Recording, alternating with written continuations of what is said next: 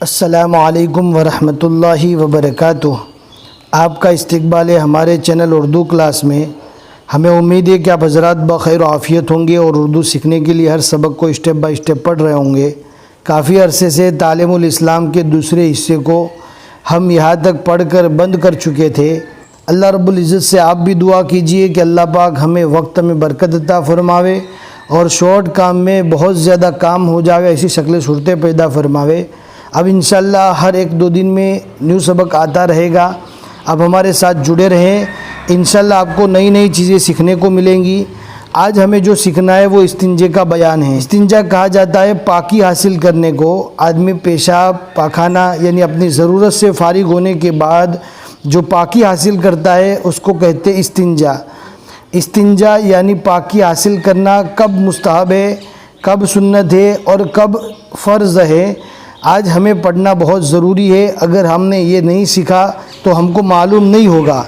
اب آج کا سبق ہم پڑھنا اسٹارٹ کرتے ہیں۔ آپ کو اینڈ تک ویڈیو دیکھنا ہے، ذرا بھی اسکپ نہیں کرنا تاکہ ساری باتیں آپ کو اچھے سے سمجھ میں آ جاوے۔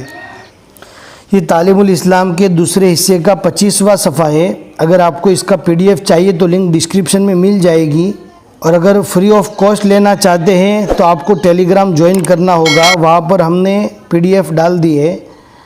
بسم اللہ الرحمن الرحیم۔ استنجے کا بیان۔ سوال: استنجا کسے کہتے ہیں؟ استنجا کسے کہتے ہیں؟ جواب: پائخانہ۔ بہت سے لوگ اس کو پاخانہ پڑھتے ہیں، یعنی ہمارے عرف میں اس کو پاخانہ پڑھا جاتا ہے، لہٰذا یہاں پر ہمیں پڑھنا ہے پائخانہ۔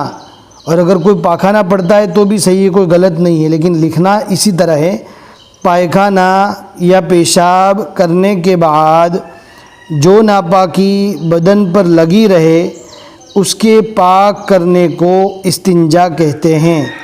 یہاں پر یہ سمجھانے جا رہے ہیں کہ انسان جب پاخانہ پیشاب کرنے کے بعد اس کے بدن پر جو ناپاکی لگی رہتی ہے اس کو صاف کرنے کو، اس کو پاک کرنے کو استنجا کہتے ہیں۔ اب آگے کا سوال سنیے۔ سوال: پیشاب کے بعد استنجا کرنے کا طریقہ کیا ہے؟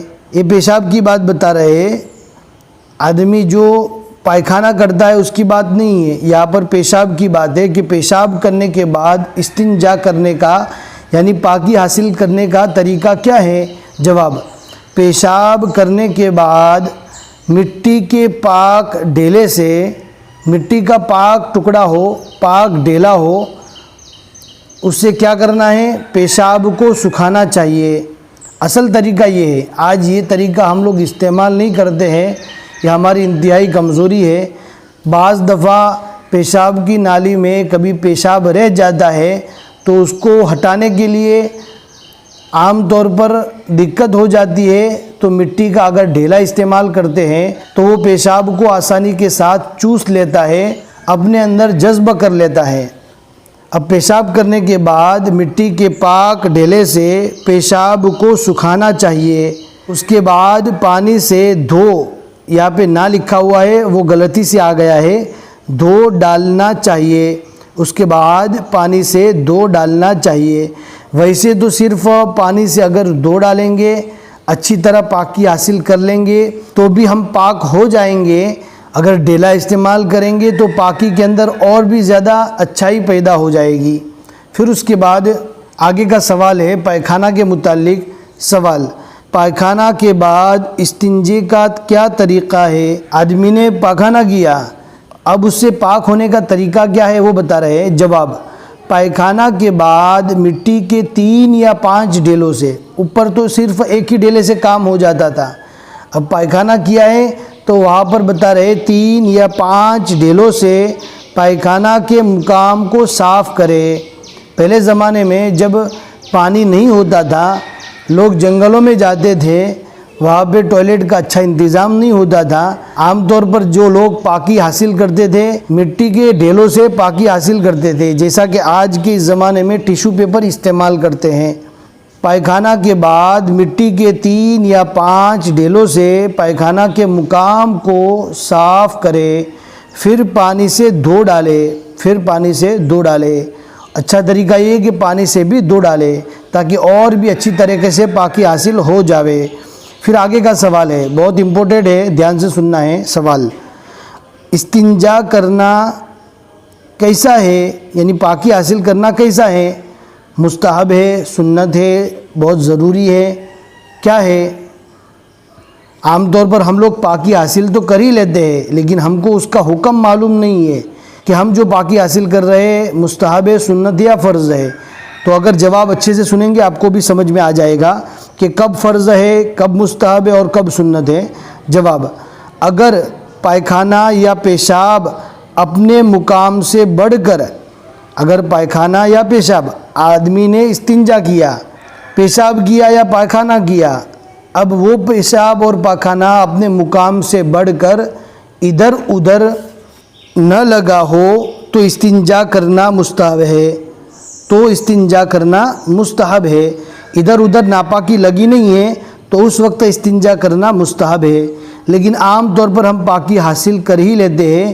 اگر پائخانہ یا پیشاب ادھر ادھر نہیں لگا پھر بھی ہم کو گھن آتا ہے کہ ہم اس وقت پاکی حاصل نہ کریں، عام طور پر سبھی لوگ کرتے ہیں۔ اب اس وقت استنجا کرنا یعنی پاکی حاصل کرنا مستحب ہے جب پیشاب اور پائخانہ ادھر ادھر نہ لگا ہو، اور اگر نجاست ادھر ادھر لگ گئی ہو، اگر نجاست ناپاکی ادھر ادھر لگ گئی ہو مگر 1 درہم کے برابر یا اس سے کم لگی ہو، مگر 1 درہم کے برابر یا اس سے کم لگی ہو، ناپاکی ادھر ادھر لگ گئی ہے، لیکن پہلی صورت میں کیا تھا کہ ناپاکی ادھر ادھر لگ گئی ہو تب تو استنجا کرنا یعنی پاکی حاصل کرنا مستحب تھا، لیکن اگر ادھر ادھر لگ گئی ہے اور کتنی لگی ہے 1 درہم کے برابر یا اس سے کم لگی ہے تو استنجا کرنا سنت ہے، تو اس وقت استنجا کرنا سنت ہے۔ پھر آگے اور ایک صورت بتاتے ہیں، اور اگر 1 درہم سے زیادہ لگی ہو، ناپاکی زیادہ لگی ہے، 1 درہم سے زیادہ ہے، تو اس وقت استنجا کرنا فرض ہو جاتا ہے۔ اب اگر آدمی یہاں پر پاکی حاصل نہیں کرے گا تو اس کی نماز درست نہیں ہوگی، اور اگر 1 درہم سے زیادہ ناپاکی لگ گئی ہے، پیشاب ہو یا پاخانہ ہو، تو اب اس کو پاکی حاصل کرنا، استنجا کرنا ڈیلے کے ذریعے سے ہو یا پھر پانی کے ذریعے سے ہو، صاف کرنا ضروری ہے۔ اگر نہیں کرے گا تو گناہ ہوگا۔ یہاں پر استنجا کرنا، پاکی حاصل کرنا فرض ہو جاتا ہے۔ اب آگے کا سوال بھی پڑھنا ضروری ہے، 2-3 سوال باقی رہ گئے، اس کو بھی دھیان سے سنیے۔ سوال، استنجا کن چیزوں سے کرنا چاہیے؟ کون سی چیزیں جس سے استنجا ہم کر سکتے ہیں؟ جواب، مٹی کے پاک ڈھیلوں سے یا پتھر سے۔ مٹی کے پاک ڈھیلے ہیں یا پتھر ہے یا پانی ہے، ان سے استنجا کر سکتے ہیں۔ عام طور پر ہم پانی سے کرتے ہیں۔ پہلے زمانے میں جب پانی کا زیادہ استعمال نہیں تھا، پانی کی قلت تھی یعنی کمی تھی، اس وقت لوگ مٹی کے ڈھیلوں سے پاکی حاصل کرتے تھے۔ سوال، استنجا کن چیزوں سے مکروہ ہے؟ وہ چیزیں کون سی ہیں جن سے استنجا کرنا مکروہ ہے، نہیں کرنا چاہیے؟ تو آگے جواب ہے، جواب ہڈی۔ ہڈی تو آپ کو معلوم ہوگا، لید، گھوڑے، گدھے، اونٹ، ان کے پاخانہ کو جو تھوڑا سوکھا رہتا ہے اس کو کہتے ہیں لید۔ گوبر کہتے ہیں، جیسے بھینس اور گائے کے گوبر کو گوبر کہا جاتا ہے۔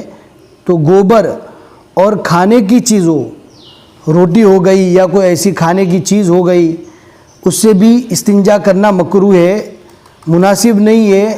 پھر اس کے بعد ہے کوئلے، کوئلہ جو لکڑی جلانے سے کوئلہ بنتا ہے، اس کوئلے سے بھی استنجا کرنا مکروہ ہے۔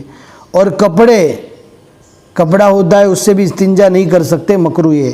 اور کاغذ سے استنجا کرنا مکروہ ہے۔ یہاں پر کاغذ سے وہ کاغذ مراد ہے جو عام طور پر ہم لکھنے کے لیے استعمال کرتے ہیں۔ آج عام طور پر جو ٹوائلٹ میں پیپر استعمال ہوتا ہے، کاغذ استعمال ہوتا ہے، وہ اس کو ہم ٹیشو پیپر کہتے ہیں۔ اس ٹیشو پیپر کو صرف پاکی حاصل کرنے کے لیے ہی بنایا جاتا ہے۔ یہاں پر ٹیشو پیپر مراد نہیں ہے، یہاں پر وہ کاغذ ہے جس کو ہم لکھنے کے لیے یوز کرتے ہیں۔ ٹیشو پیپر کو تو پاکی حاصل کرنے کے لیے استعمال کر سکتے ہیں۔ ہڈی، لید، گوبر اور کھانے کی چیزوں، کوئلے اور کپڑے اور کاغذ سے استنجا کرنا مکروہ ہے۔ پھر آگے کا سوال ہے، وہ بھی دھیان سے سن لیجئے، آخری سوال ہے۔ سوال، استنجا کس ہاتھ سے کرنا چاہیے؟ یہ بہت ضروری ہے۔ بہت سے لوگ دانے ہاتھ سے یعنی سیدھے ہاتھ سے استنجا کرتے ہیں، جو مکروہ ہے، مناسب نہیں ہے، کیونکہ ہم دانے ہاتھ کو، سیدھے ہاتھ کو کھانے کے لیے استعمال کرتے ہیں، اچھے کاموں کے لیے استعمال کرتے ہیں، اب اسی ہاتھ کے ذریعے سے ہم استنجا کریں گے تو یہ مناسب نہیں ہوگا۔ جواب، بائیں ہاتھ سے کرنا چاہیے استنجا جو ہے نا، بائیں ہاتھ سے یعنی الٹے ہاتھ سے کرنا چاہیے۔